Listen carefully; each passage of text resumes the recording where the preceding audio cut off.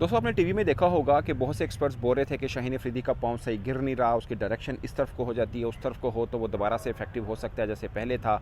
शाहीन में वो धार रफ्तार नहीं रही, वो इंजरी के बाद आए हैं तो ये हो गया, वो हो गया, ये प्रॉब्लम, वो प्रॉब्लम। मेरे से सच पूछें तो मैं साबिक क्रिकेटर्स की राय के ऊपर बहुत ज़्यादा वेटेज नहीं देता। ऐसा नहीं है कि उनको क्रिकेट का मालूम नहीं, ऑफकोर्स वो क्रिकेटर हैं, उनसे ज़्यादा किसको मालूम होगा, मगर उनकी ज़्यादातर जो तज्जिया होता है ना वो इस चीज़ पर डिपेंड कर रहा होता है कि जिस क्रिकेटर के बारे में वो बोल रहे हैं उनके साथ उनका ताल्लुक कैसा है। ये मेरी कई बार आजमाया, आप भी आजमा लिएगा, देख लिएगा।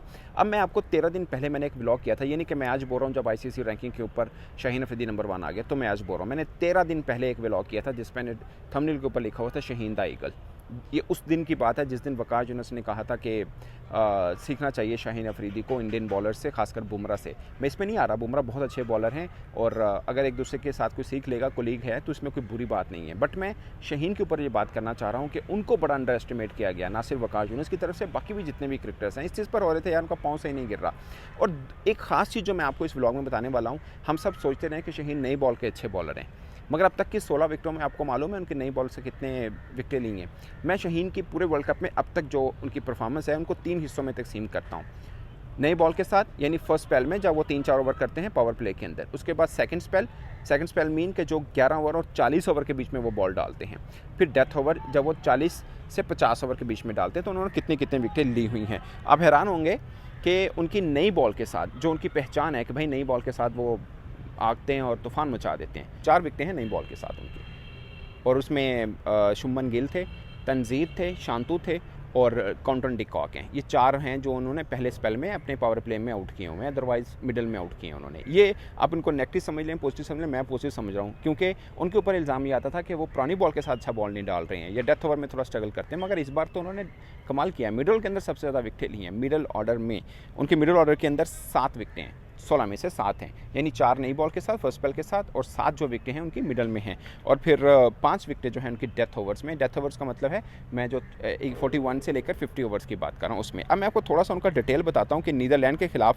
जो उनकी पहली विकेट थी ना वो 32वें ओवर में उन्होंने ली थी, यानी वर्ल्ड कप में उनकी पहली विकेट एक्चुअली में 32वें में हुई थी जब उनके 5 आउट हो चुके थे, 158 रन थे नीदरलैंड के। ये मैं आपको डिटेल इसलिए बता रहा हूँ ताकि आपको अंदाज़ा हो कि सिचुएशन क्या थी और कहाँ पे आके वो बॉल डाल रहे थे। तो उनकी पहली विकेट इस वर्ल्ड कप में उन्होंने 32वें ओवर में ली थी। फिर श्रीलंका के खिलाफ मैच था तो उन्होंने डेथ ओवर में जाके विकेट ली थी 47वें ओवर में जाके, जब श्रीलंका का स्कोर 324 रन 5 आउट थे।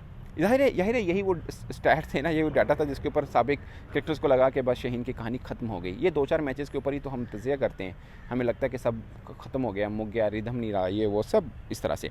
अच्छा, फिर इंडिया के खिलाफ पाकिस्तान का मैच होता है तो शुभमन गिल उनकी पहली विकेट बनती है जो नए बॉल के साथ उन्होंने ली थी। 23 रन के ऊपर ये आउट हुए थे शुभमन, यानी कलेक्टिव रन 23 था और शुभमन गिल जो है वो आउट हुए थे। फिर उन्होंने रोहित शर्मा को आउट किया था 22वें ओवर में जाके, जब 156 पर 2 आउट थे इंडिया के, तो रोहित शर्मा को उन्होंने आउट किया था, यानी मिडिल में जाकर रोहित शर्मा की उन्होंने विकेट ली थी।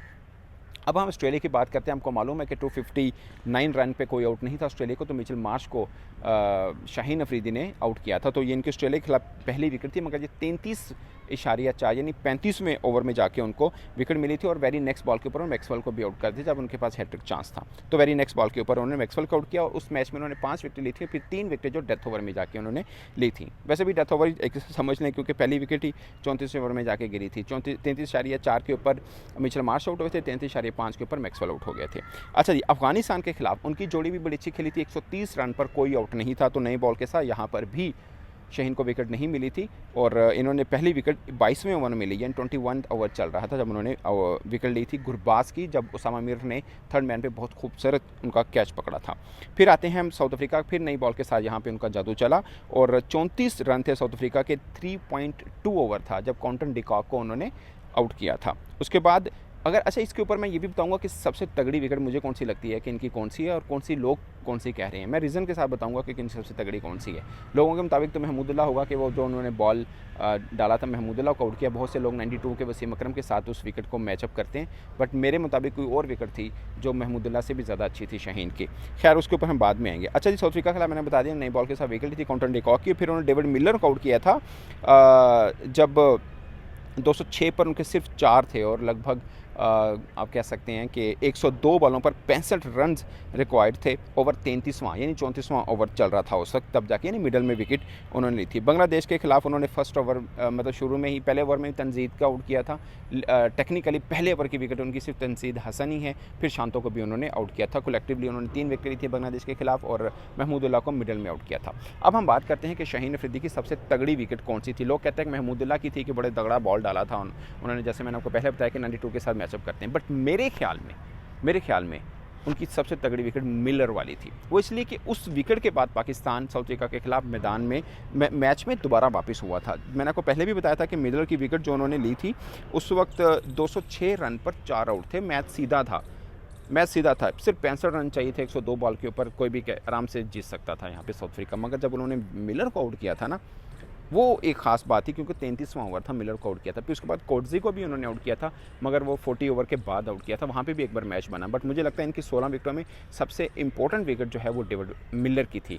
आपकी क्या राय है दोस्तों शाहीन अफरीदी के अब तक के वर्ल्ड कप के जर्नी के ऊपर? आप कमेंट की सूरत में ज़रूर बताइएगा, और आपके ख्याल में 16 विकेटों में से सबसे तगड़ी विकेट उनकी कौन सी है ये भी बताइएगा। मेरे तरफ से अब तक के लिए इतना ही, इजाज़त दीजिए, अल्लाह हाफिज़।